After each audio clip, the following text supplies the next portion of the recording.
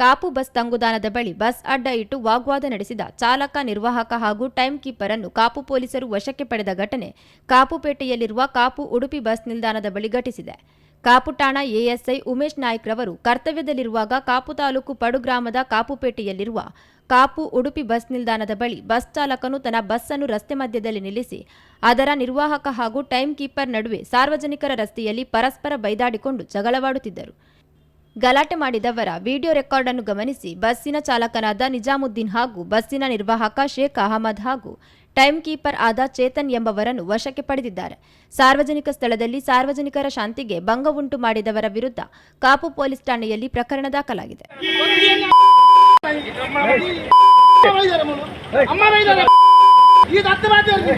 ಈಗ